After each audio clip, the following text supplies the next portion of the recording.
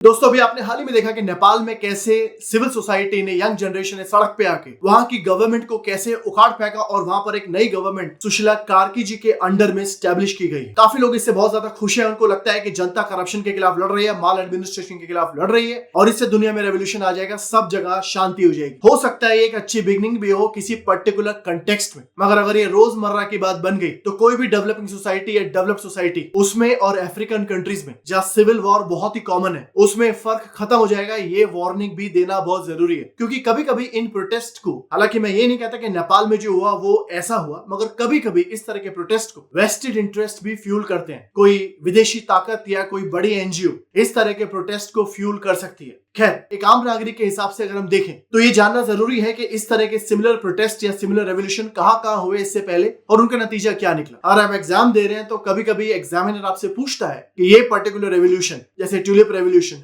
रोज revolution, melon revolution, पितीता revolution, ये कहां पर हुआ। तो इस तरह की चीजें जनरल नॉलेज के लिए भी जरूरी है, हमारे एग्जाम के लिए, और एक सभ्य समाज के नागरिक होने के नाते हमें जानना जरूरी है कि इससे पहले ऐसे इंसिडेंट कहां हुए हैं और उसका नतीजा क्या हुआ है। क्या इस तरह के रेवोल्यूशन के बाद वहां जो गवर्नमेंट आई है उसने जनता को एक अच्छा शासन दिया है या जनता फिर से निराश ही हुई है। नेपाल में कोई ऐसा पहली बार नहीं हुआ है कि वहां पर कोई रेवोल्यूशन हुआ है। 2006 के अंदर भी नेपाल में इसी तरह का प्रोटेस्ट हुआ था, जिसकी वजह से 2008 में नेपाल में राजशाही जो 240 साल से शाह डायनेस्टी के अंडर में स्थापित थी वो खत्म हो गई और नेपाल एक रिपब्लिक डिक्लेयर कर दिया गया। नेपाल को अपना एक नया संविधान मिला, उसके बाद नई गवर्नमेंट आई, मगर नई गवर्नमेंट ने भी जनता को निराश ही किया और उसके बाद हमें 2025 के अंदर प्रोटेस्ट देखने को मिला जिसको नाम दिया गया जेन जी प्रोटेस्ट, जेन जी, जनरेशन जी प्रोटेस्ट। कुछ ऐसा ही पिछले साल बांग्लादेश में हुआ था 2024 में, जब वहां की प्राइम मिनिस्टर शेख हसीना रातों रात बांग्लादेश छोड़कर भारत आ गई थी अपनी जान बचाते हुए। लोगों ने कैसे इनके घर में घुस के तबाही मचाई,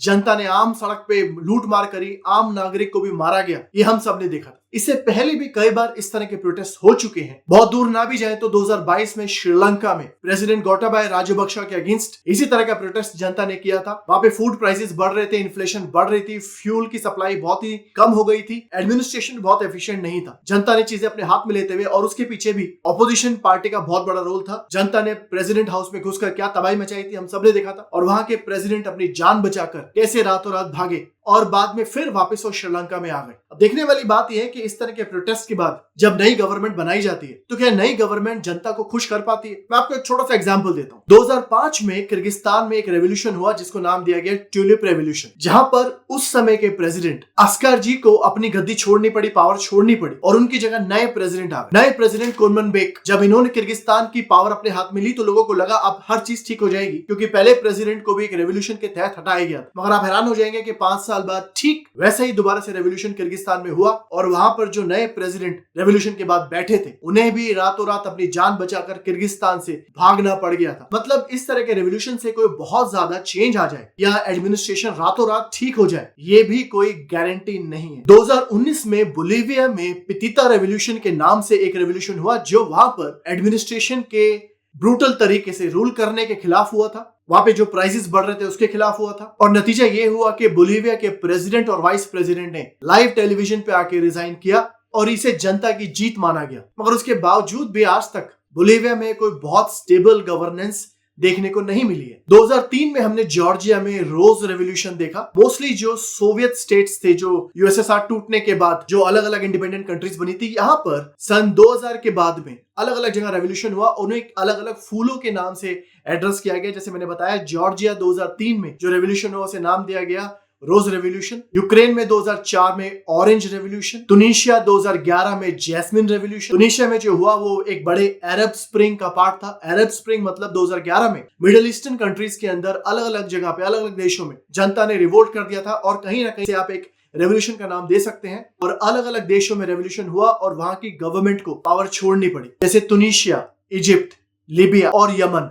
2011 में यहाँ पर गवर्नमेंट चेंज हुई क्योंकि जनता उस गवर्नेंस के अगेंस्ट खड़ी हो गई थी और ये बहुत ही वायलेंट तरीकों से उन्होंने वहां की गवर्नमेंट को अपनी सत्ता से हिला दिया था। ये अरब स्प्रिंग का पार्ट था। तुनिशिया में ही, जैसे मैंने आपको बताया, जैस्मिन रेवोल्यूशन हुआ और वहां पर लंबे समय से रहे तानाशाह बेन अली को रातों रात देश छोड़कर अपनी जान बचाकर सऊदी अरेबिया भागना पड़ा। मगर जैसे मैंने बार बार रिपीट कर रहा हूँ कि सिर्फ गवर्नमेंट बदल देने से वहां का शासन ठीक हो जाएगा और जो नया इंसान पावर में आएगा वो बेहतर होगा, इसकी भी कोई गारंटी नहीं है। नेपाल उसी का एक एग्जाम्पल। अभी हाल ही में एक पर्टिकुलर कंट्री है जहां पर इसी तरह के मैसिव प्रोटेस्ट हुए माल गवर्नेंस के खिलाफ, मगर उसके बारे में ज्यादा सुनने को मिला नहीं मीडिया में, क्योंकि वो जो रेवोल्यूशन हुआ, जो उसे रेवोल्यूशन बोलना भी गलत होगा, वो जो प्रोटेस्ट हुए वो हुए थे फ्रांस में 2025 में। और इस प्रोटेस्ट को पूरा नाम दिया गया, मतलब वहां जो प्रोटेस्टर्स थे इस मूवमेंट को उन्होंने नाम दिया block on thought. Block on thought means block everything. जैसे आपने देखा होगा कि आजादी से पहले भारत में भी नॉन कॉपरेशन मूवमेंट चलाई गई थी, सिविल डिसोबीडियंस मूवमेंट चलाई गई थी। ये कुछ वैसा सा ही है, जहां पब्लिक की डिमांड उठाती है कि हम मिलके सब काम रोक देंगे, एडमिनिस्ट्रेशन को काम नहीं करने देंगे, रेल रोक देंगे, स्कूल बंद कर देंगे, सड़कें रोक देंगे। अगर इससे कोई बहुत ज्यादा भला हो जाएगा,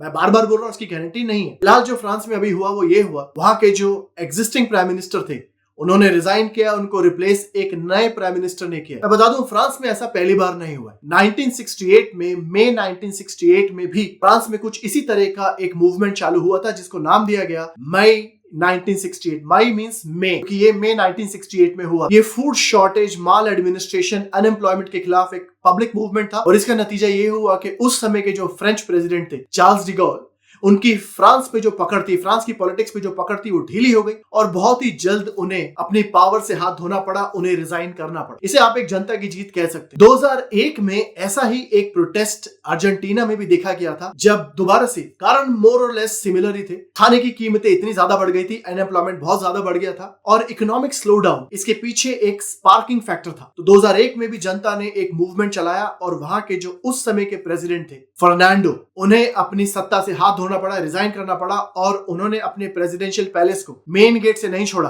बल्कि छत से हेलीकॉप्टर के जरिए उन्होंने अपने प्रेसिडेंशियल पैलेस से एक एस्केप लिया। वहां से वो भाग गए, क्योंकि उनको लगता था कि अगर मैं मेन एंट्रेंस से निकलूंगा तो हो सकता है पब्लिक मुझे घेर के वो नुकसान करे जो फिलहाल आपको अभी हाल ही नेपाल में देखने को मिला। तो दोस्तों, अभी आपने देखा कि रशियन रेवोल्यूशन जो 1917 में हुआ था, तब से लेके आज तक इस सदी में और पिछली सदी में कई बार ऐसा हुआ है जब पब्लिक ने माल एडमिनिस्ट्रेशन के खिलाफ आवाज उठाई है। मगर जैसे मैंने बोला, सिविल सोसाइटी भी अगर डिसऑर्गेनाइज हो जाए, वो वायलेंट हो जाए, तो वो भी किसी सभ्य समाज के लिए अच्छी बात नहीं। आप अगर एक गवर्नमेंट हटाते हैं और उसकी जगह एक नई गवर्नमेंट आती है, वो आपको एक अच्छा शासन दे, तो कुछ इस बात के मायने हैं, वरना सिर्फ वायलेंस करने के पीछे वेस्टेड इंटरेस्ट भी कभी कभी छुपे होते हैं। हमें अपनी आवाज सरकार तक पहुंचाते रहना चाहिए और जो हमारी डिमांड्स है, जो हमारी नीड है, जो हमारी प्रॉब्लम है, वो सरकार को सुनना भी चाहिए।